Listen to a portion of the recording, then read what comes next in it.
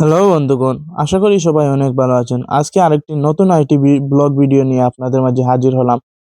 বন্ধুরা, আজকে গিয়েছিলাম যে সিলেট স্টেডিয়ামের পিপিএল এর প্রথম ম্যাচ অর্থাৎ উদ্বোধনী ম্যাচে। আমরা স্টেডিয়ামে ঢোকার আগেই কিন্তু উদ্বোধন হয়ে গিয়েছিল, কিন্তু স্টেডিয়ামের ভিতর কিরকম উদ্বোধন হয়েছিল সেটা মিস করে ফেলেছি, কারণ আমরা একটু দেরিতে ঢোকার কারণে আমরা সবগুলা মিস করে ফেলেছি। আর এই লাইন ধরে আমরা কিন্তু সবাই আমাদের টিকিট গুলা দেখিয়ে দিচ্ছি। তারপরে এই যে ভিতরে ঢোকার পর আমার যে খালাতো ভাই আছে ওনার সাথে আমরা যে 11 নম্বর গেটটা আছে সেই 11 নম্বর গেটটা খুঁজে ওইদিকে আমরা কিন্তু প্রবেশ করে ফেলেছিলাম।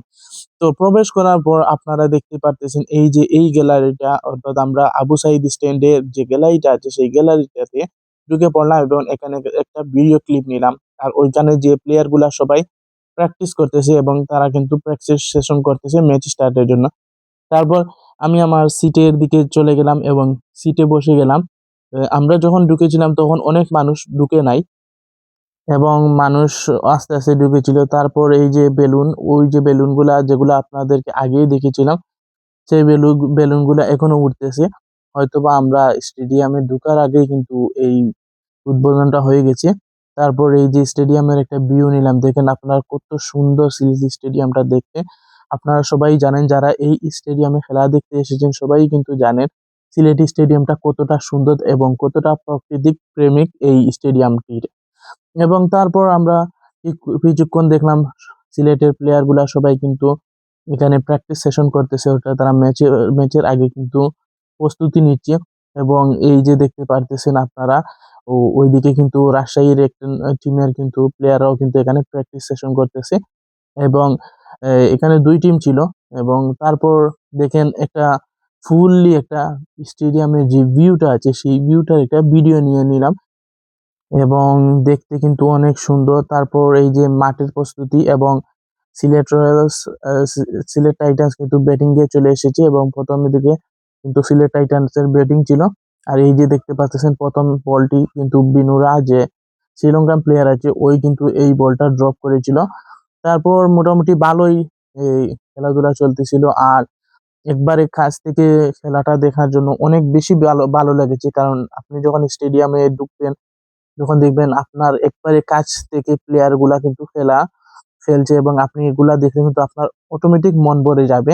তারপর দেখেন এই যে আফিফ হোসেন, সরি, এটা তানজিব তামিম ছিল। উম, ও- ওইরা তারা কিন্তু এখানে একটা সিঙ্গেল নেওয়ার জন্য এইদিকে বল ছিল। আর ওইদিকে একজন বিসিবির হয়তো বা কোনো একজন কর্মকর্তা যাচ্ছেন, বাট আমি তেমন চিনিও না তাদেরকে।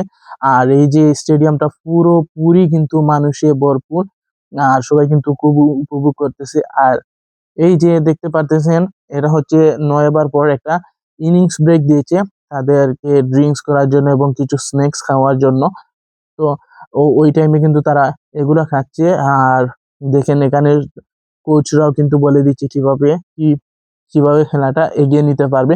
খেলাটা কিন্তু খুব একটা ভালো জমেছিল, কারণ সিলেট টাইটান্স কিন্তু 190 টার্গেট দিয়েছিল, কিন্তু আনফরচুনেটলি এই 190 টার্গেটটা পারেনি, কারণ শান্ত এবং মুশফিকুর রহিম মিলে কিন্তু ম্যাচটা জিতিয়ে ফেলেছিল। আর রাইতের ভিউটা আপনারা দেখতেই পাচ্ছেন, আর সবাই কিন্তু এখানে মোবাইলের ফ্ল্যাশ লাইট জ্বালিয়ে এরকম একটা দৃশ্য কিন্তু তারা ক্রিয়েট করেছিল। আর এই লুকটা দেখতে কিন্তু অসাধারণ লেগেছিল, তার জন্য আমি এই ভিডিওটা করেছিলাম। এবং সারা মাঠে কিন্তু সবাই এরকম লাইট জ্বালিয়ে কিন্তু সবাই একটা সৌন্দর্য একটা বের করে ফেলেছিল। তারপর দেখেন আপনারা কিছুক্ষণ কনসার্ট হলো এবং এখানে দেখেন সিলেট রয়্যালস এর গানও বাজতেছিল।